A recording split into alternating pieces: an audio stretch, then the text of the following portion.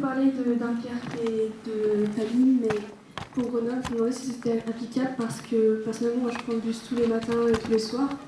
Et ils sont souvent très pleins et du coup, souvent on entre comme des moutons, quoi. Et le truc, c'est que personne ne badge, du coup, le matin et le soir. C'est des bus un peu scolaires, du coup, parce qu'on va tous au lycée. Et du coup, j'ai l'impression qu'il n'y en a pas assez souvent. Et je me demandais si mettre la gratuité permettrait de débloquer des fonds pour augmenter le nombre de bus. Voilà.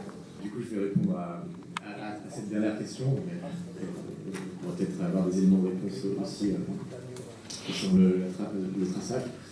Nous, on n'est pas là pour dire est-ce que c'est applicable ou pas à Grenoble. Ça, c'est aussi à ceux qui vont construire les politiques, les techniciens des collectivités, les usagers, les collectifs comme vous qui vont construire cette mesure de le dire et d'imaginer en fonction peut-être de ce qui se fait dans d'autres villes. Ça, nous, on peut apporter des éléments, mais ça, c'est pas à nous de le dire. Ceci étant, ce qu'on observe, c'est que ce n'est pas une mesure qui se met en place du jour au lendemain, que c'est une mesure effectivement qui se prépare, parce qu'il va y avoir des impacts sur les réseaux, parce qu'il va y avoir des transformations importantes à prendre en compte. Et donc, voilà, c'est quelque chose où on a besoin d'enquête, de recherche, où aussi on a besoin de préparer, peut-être de le faire en plusieurs temps, d'avoir le week-end, ensuite la gratuité totale, donc, comme ça a pu être fait à Dunkerque. Mais voilà, il faut prendre ce temps d'évaluer les effets de cette mise en gratuité. Il faut aussi que ce soit, j'ai envie de dire, dans un plan peut-être plus global d'investissement public en faveur des transports. Évidemment, c'est pas quelque chose, comme le dit Henri, la gratuité, ça résout pas tous les problèmes en soi, et puis c'est une mesure qui s'accompagne d'autres mesures. Oui, donc juste pour compléter, et puis on reviendra après sur la question sur le traçage. Lorsqu'on regarde Dunkerque, on est quand même sur à la fois une politique d'amélioration de l'offre, 65 millions, des nouveaux bus, des nouvelles lignes, et en même temps une gratuité. Donc, comme on dit, c'est un choix politique de dire dans mon mandat, j'investis lourdement dans la politique des transports à la Donc, je pense que voilà, opposer tout le temps gratuité et offre qualitative d'un réseau de transport, ça relève d'un argument politique, encore une fois. Donc, après, c'est le contexte local politique de résoudre ce genre de problématique.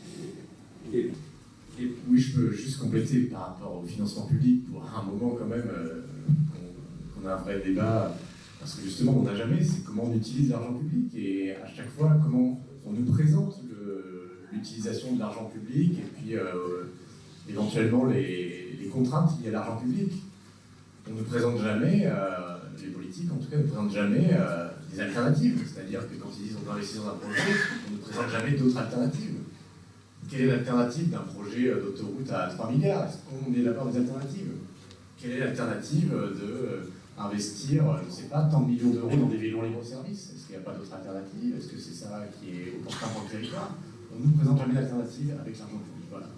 Et l'idée, c'est de se dire, voilà, l'argent public, c'est quand même une manne relativement importante.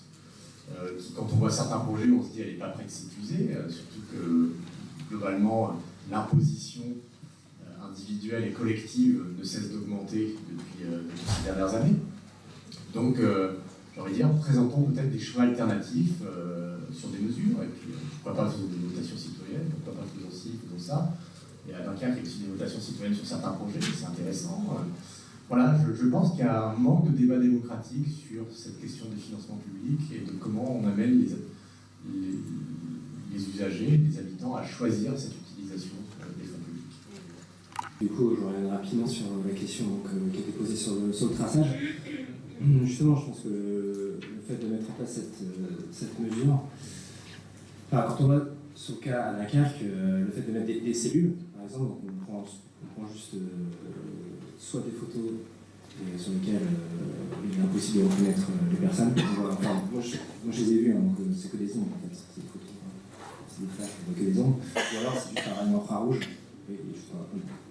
on décompte. Et c'est hyper important lorsqu'on veut, notamment sur les transports, il y a beaucoup de chiffres, savoir quels sont les arrêts qui marchent, quels sont ceux qui ne marchent pas, est-ce qu'il faut desservir au mieux. Donc il y a évidemment un calcul de montée-descente à chaque arrêt qui est fait. Et pour le coup, si ça peut répondre à votre question, je pense que le fait de retirer la carte, certes c'est un problème pour les gens qui gouvernent cette politique sur les transports, parce qu'on ne sait pas qui monte, qui descend. Voilà, on va juste avoir le chiffre. Mais on ne sait pas si c'est plus fait par la classe moyenne, par la classe populaire, par les jeunes, par les personnes âgées. Et ça pose aussi des problèmes après sur l'amélioration de la qualité de l'eau. Donc à la carte, on va juste savoir X personnes sont là, X personnes sont là. En fait, c'est une question au comité d'organisation que je voudrais poser. Et ça fait, je crois, plusieurs réunions qu'il y a sur cette question-là. Vraiment, je remercie les intervenants là, mais parce que c'est bien à la fois d'aller plus loin et de rester mobilisé. Mais ma question, c'est que forcément, elle se pose ici localement au niveau de l'intercommunalité. Et je voudrais vous demander, au comité d'organisation, où vous en êtes de cette démarche par rapport à la métro. C'est-à-dire, est-ce qu'il y a eu ou est-ce qu'il va y avoir des débats avec des élus de la métro, les nouveaux transports, voire le président de la métropole? Est-ce que vous pouvez nous dire où vous en êtes et qu'est-ce qui est renvoyé actuellement du côté du politique métropolitain? Michel, tu voulais poser? Je ne sais pas si je vais répondre à ta question, Paul, mais peut-être quelques éléments. Moi, je voulais juste revenir dans le débat, au débat général, c'est-à-dire qu'au collectif, et notamment avec nos amis d'Aubagne, on en avait beaucoup parlé la dernière fois, c'est qu'on se bat pour un droit nouveau. Et ça fait discussion avec, sur le champ politique. Est-ce que le fait de se déplacer aujourd'hui dans la société actuelle, notamment dans nos villes, de grandes agglomérations, alors on n'a pas trop creusé aussi à la campagne, parce qu'il faudra aussi qu'on y travaille, le droit à se déplacer aussi pour les gens qui habitent loin. Dans la société moderne d'aujourd'hui, est-ce que le déplacement relève du droit ou pas, d'un nouveau droit? Nous, on pense que oui. Voilà, pour des raisons sociales, et je trouve que vos témoignages ont été très intéressants sur la question des personnes âgées, des jeunes et des personnes les plus précaires. La démonstration est faite, c'est que oui, il faut faciliter le déplacement, parce qu'on le sait. Alors, après, on peut discuter du type de société, mais en tout cas, telle qu'elle est, l'accès à l'emploi, aux loisirs, aux rencontres, etc., par rapport à l'exclusion, le fait de pouvoir se déplacer, d'avoir les moyens, c'est quelque chose de vital aujourd'hui. Bon, je ne développe pas sur les autres aspects, parce que ça a déjà été évoqué, mais nous militons pour gagner ce droit nouveau. Les musées de l'Isère, il y a quelques années, ont été mis en gratuité, parce qu'ils se rendaient compte que, c'était pris en charge, la billetterie, c'était peanuts, encore moins que les transports. Le but, c'est que l'accès à la culture, à la connaissance, aux expos, plus les gens vont au musée, mieux c'est, quoi. Et ça défrise personne. Ça part quelques-uns, mais... Donc, je voulais insister sur ce premier point, sur lequel on essaye de convaincre. L'autre aspect, c'est le faux débat des moyens. Et là aussi, je pense que politiquement, il faut qu'on avance, quoi. C'est-à-dire que on en a marre qu'on nous dise tout le temps on peut pas, il y a de moins en moins d'argent, il y a la dette, machin, il faut qu'on soit responsable et on peut pas. Bon. Et je crois que là-dessus, nous aussi, au niveau du collectif, on a mis un certain nombre d'arguments qui relèvent de la fiscalité nationale, évidemment, 80 milliards de fraude fiscale, je crois que c'est 50 milliards sur les paradis fiscaux, j'en passais des meilleurs. Bon, voilà, si un gouvernement se donnait les moyens, je crois que la gratuité en France de toutes les agglomérations, d'après ce que Mariano, on en parlait tout à l'heure, me disait, c'est autour de 5 milliards. 5 milliards à l'échelle d'un pays comme la France, de mettre le paquet, franchement, c'est peanuts. C'est faisable à l'échelle d'un pays riche comme la France. Donc là-dessus, je crois qu'on a des élus locaux qui sont plus que frileux, qui sont dans un réalisme triste. On a débattu avec les gens de la DTC, pareil, ils sont dans ce réalisme triste. On a envie d'un nouveau souffle, d'une nouvelle manière de vivre, et les transports peuvent être un truc super important. La dernière chose que je voulais dire, il faut qu'on soit très vigilant sur le piège de la voiture électrique individuelle. C'est-à-dire qu'on veut nous faire miroiter une solution technologique qui va permettre à des grands groupes de se retrouver un nouveau souffle par rapport au modèle des moteurs à essence. Et bon, voilà, ça veut dire développement du nucléaire, parce que l'électricité, en tout cas au jour d'aujourd'hui, de tout voiture électrique, on le voit bien dans des agglos saturés, ça ne va pas non plus être la solution. Et on parle d'épuisement de nos ressources naturelles, le métal, le verre, j'en passe des meilleurs. Donc là aussi, nous, on est offensif, on dit, non, il faut changer de modèle, il faut aller vers le maximum de ce qui relève d'un transport où on renonce à la voiture, voire on en a un usage le plus minimum possible. On n'est pas contre la voiture en soi, elle répond à des usages ponctuels, etc. Entre nous, on a envie de commencer un débat. Par exemple, est-ce que les voitures type Cité Libre sur les parkings de nos quartiers ne pourraient pas être intégrées à la CENITAG, par exemple, et qui est, là, on réserve une voiture par Internet pour un usage ponctuel. Mais la règle, c'est le transport collectif. Voilà, donc nous, ce qu'on dit tout simplement, c'est qu'il faut qu'on arrive à les citoyens, les habitants, il faut qu'on se mobilise, et on ne vous cache pas, s'il y a plein de gens nouveaux ce soir, rejoignez les collectifs, faites pression sur les élus pour qu'ils se rendent compte que les habitants de Snaglo, on en a ras-le-bol et on veut imposer la gratuité, et on va gagner parce qu'on est les meilleurs. Donc, sinon, on va... Oui, simplement, là, il y a un argument qui me semble être peu utilisé, qui me surprend quand même, c'est bien l'argument de la pollution. Je veux dire, on a eu des périodes où il y a des millions de Français, région parisienne, région lyonnaise, je ne sais pas, vers Marseille et compagnie, qui ont gagné la gratuité, mais à cause de leurs poumons. Hein. Le bilan, c'est en fait gratuit, lorsque vraiment on ne peut pas cacher qu'on est en train de nous tuer par la pollution particulière, etc. Donc, bon, je pense qu'il faut rebondir sur ces situations, ces points-là particuliers, pour demander la gratuité tout le temps. Parce que, bon, la contamination, elle n'existe pas au-dessus d'un seuil, et pas du tout en dessous d'un seuil. On est toujours en danger. Il y a 40 000 morts, on meurt sur une dose accumulée.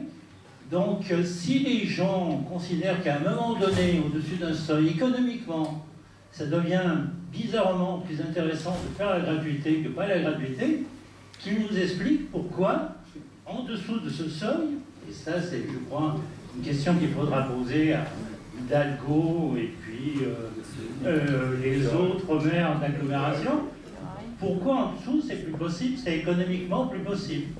Et ça, c'est quand même un point fort qu'on a vécu pendant une semaine ou 2 semaines ou 3 semaines, qu'on a vu au niveau de toute la France, et on est tous sensibilisés. Alors je pense qu'effectivement, il faudrait quand même s'appuyer un peu plus fort sur ce point-là, pour interpeller tous les gens de la communauté, tous nos écolos ou pas écolos, qui veulent nous sauver ou pas nous sauver, leur dire, ben voilà, expliquez-nous pourquoi économiquement ça devient...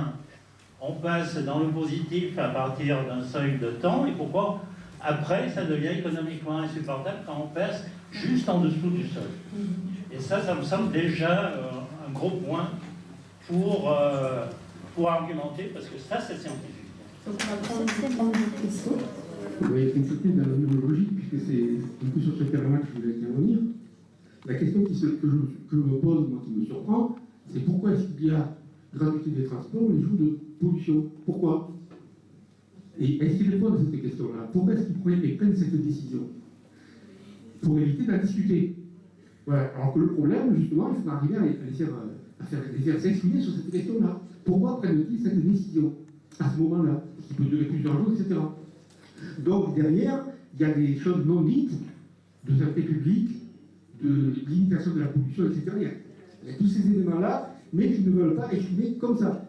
Et ça, à mon avis, un des enjeux des mois qui viennent, c'est d'arriver à s'exprimer là-dessus. C'est-à-dire faire en sorte que la question des transports gratuits répond à des exigences de santé publique, répond à des exigences de pollution et de pouvoir se promener dans une ville sans risquer d'attraper une bronchite, des choses comme ça. Voilà, et donc il faut arriver à ce que le débat porte aussi sur ces éléments-là. Oui, bon, trouve que je suis dans le collectif. Donc c'est sur la question de à qui on s'adresse, pourquoi on s'adresse à ça. Alors d'une part, sur la question des arguments, parce que cela a été dit, des arguments on en a beaucoup. Si on prend les derniers rapports qui ont été donnés sur les coûts sanitaires de la pollution aux particules fines, on ne parle même pas de la question du réchauffement climatique et de tout ce que ça. C'est 100 milliards.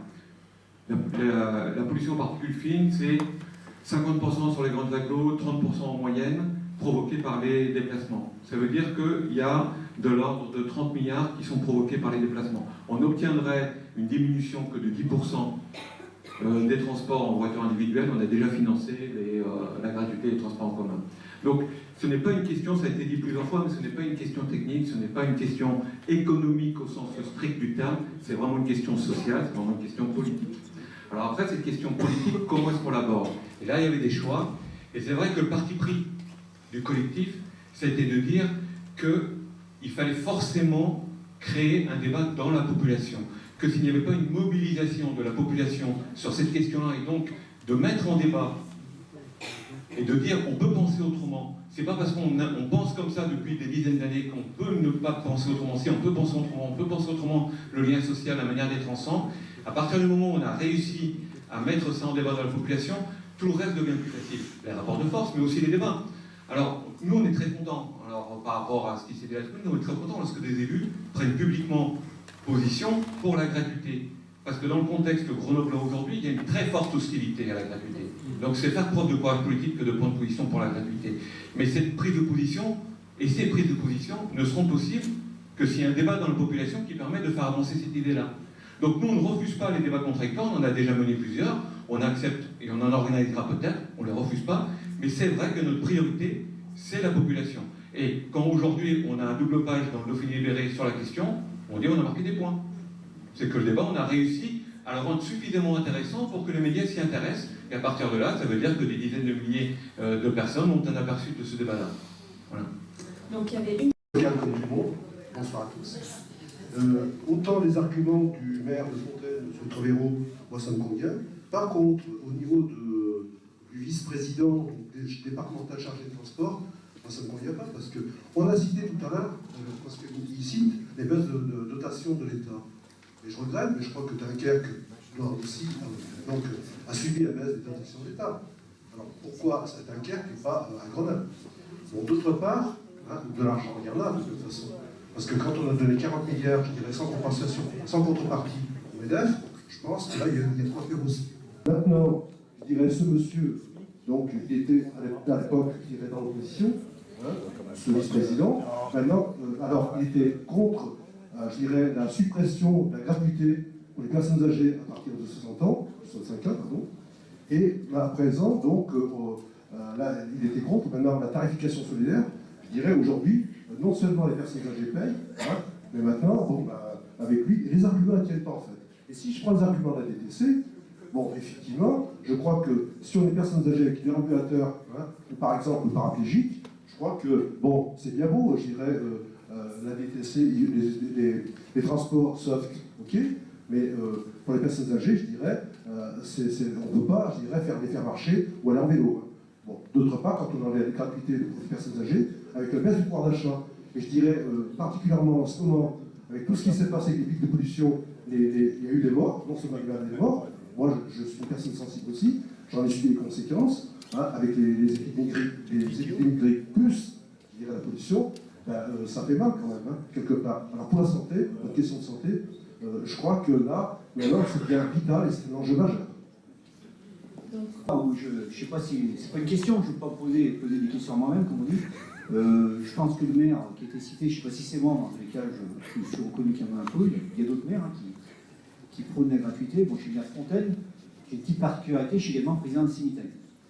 Et puis conseiller communautaire aussi au passage, président d'un groupe politique à la métropole.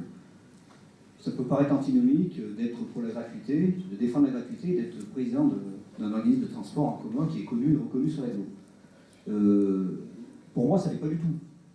Donc, c'est une volonté politique affirmée. Lorsqu'on m'a demandé de prendre la présidence de la Cimitaille et que j'ai accepté, tout le monde savait que j'étais pour la gratuité.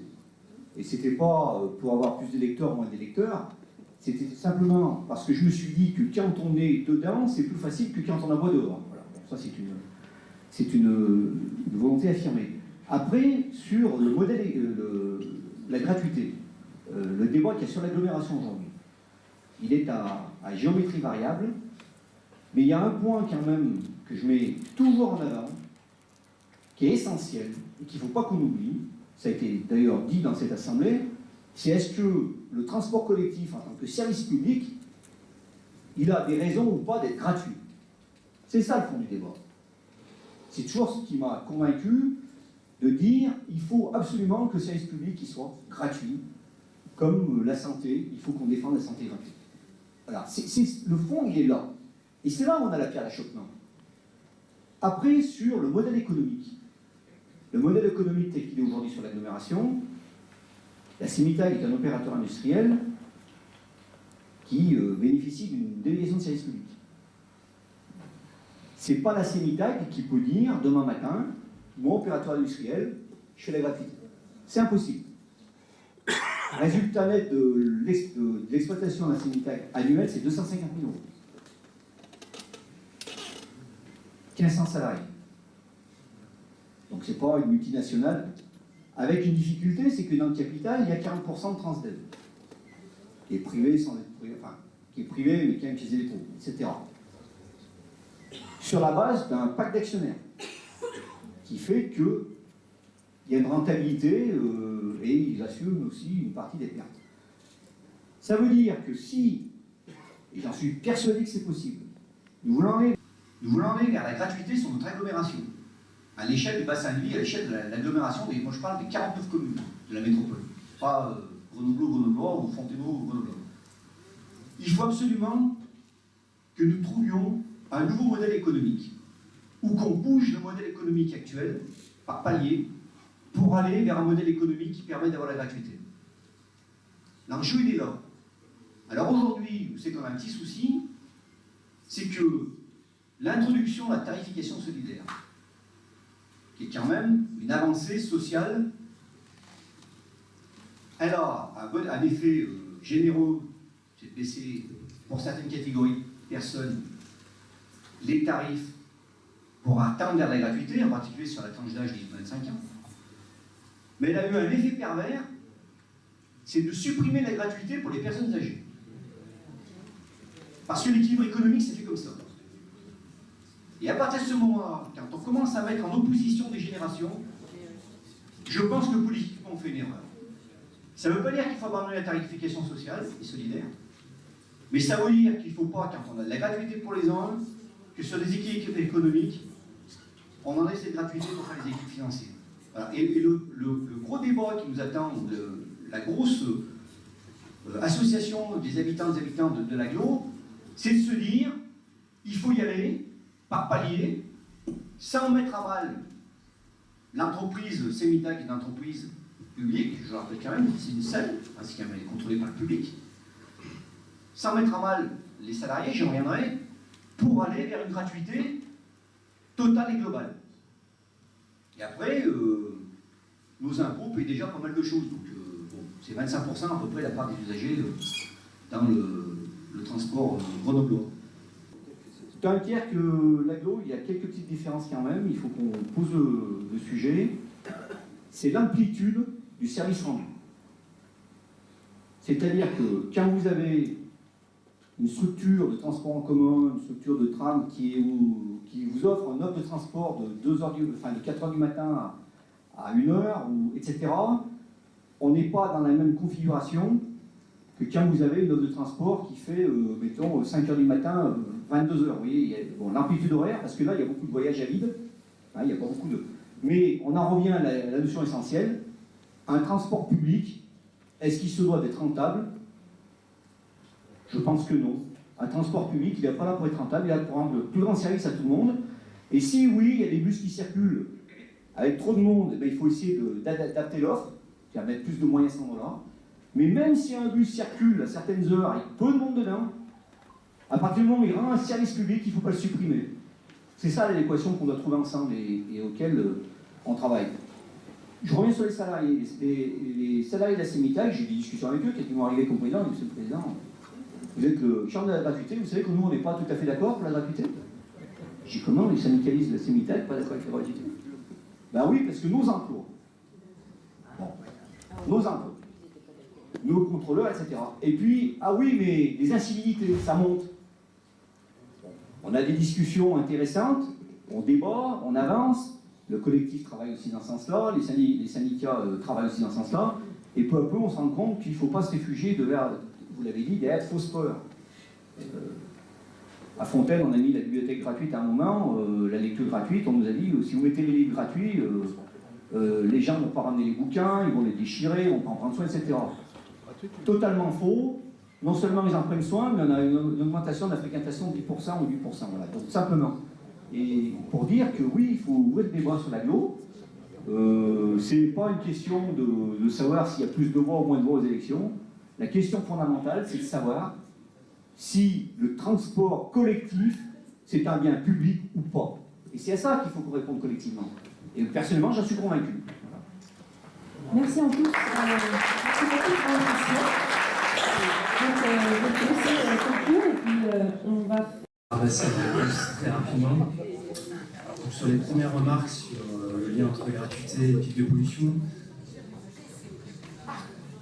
je pense que c'est important de se servir de ce qui s'est passé à Grenoble ou dans d'autres villes, où en fait ces jours où on a mis en place cette mesure peut réellement être utilisée comme des arguments pour les collectifs en faveur de la gratuité par exemple. C'est-à-dire que si on relève que lorsqu'on a une journée, donc on met en place cette mesure-là, une augmentation de la fréquentation de 10%, je pense que ça nourrit le débat pour montrer à l'aide de chiffres, parce que je sens que le débat est très souvent axé autour de ces chiffres. Moi je pense qu'au-delà de se dire ça sert à rien de mettre 3 jours de gratuité dans l'année, c'est sûr, mais en fait d'un point de vue politique ça sert énormément. C'est-à-dire que ça permet d'alimenter et d'avoir des données concrètes sur ce qui se passe quand on met un réseau en gratuité dans un contexte local qui n'est pas favorable, en tout cas qui n'est pas aujourd'hui gratuit. Donc je pense que, en tout cas moi c'est comme ça que je réponds à ces remarques sur le lien entre gratuité et pic de pollution. Je pense que politiquement ça peut être utilisé pour défendre un point de vue en faveur de la gratuité. Voilà, si toutefois il y a des mesures qui sont faites sur les effets. Pour revenir à la fin, donc sur les remarques, moi je rajouterais juste qu'à la carte, encore une fois, je répète, mais le réseau qui s'annonce en 2018 va être un réseau a priori de très bonne qualité, d'accord. C'est 5 lignes à très haute fréquence, entre 5 et 10 minutes, plus une dizaine de lignes à côté, plus des services la nuit, plus des services spécialement fléchés pour les personnes à mobilité réduite. Donc, encore une fois, c'est une question de priorité politique, c'est-à-dire que est-ce qu'on met de l'argent, oui ou non, dans les transports, c'est une question d'arbitrage qui est fait au niveau, du coup, à la carte, au niveau de l'agglomération. Je pense qu'il faut toujours faire attention à ne pas opposer offre de transport et gratuité. Et puis bon, c'est pareil, hein, ça répond à la question sur, oui, Dunkerque, qui est un contexte d'austérité qui est important, hein, qui est un peu le menu de toutes les communes en France aujourd'hui. Bon, ça dépend où est-ce que les élus locaux veulent mettre l'argent public aujourd'hui. Donc c'est des vraies questions, comme on dit tout à l'heure. Et pour le coup, c'est vrai qu'il faut avoir plus de transparence sur comment utiliser cet argent public, rien qu'au niveau de nos agglomérations. Voilà, moi simplement merci pour vos remarques, merci pour ce débat. Ça vous appartient autant qu'à nous, qu'à vous tous, aux politiques, aux techniciens. Donc merci encore au collectif pour l'invitation et merci. Et bonne chance, bon courage pour la suite. Bonne soirée, merci à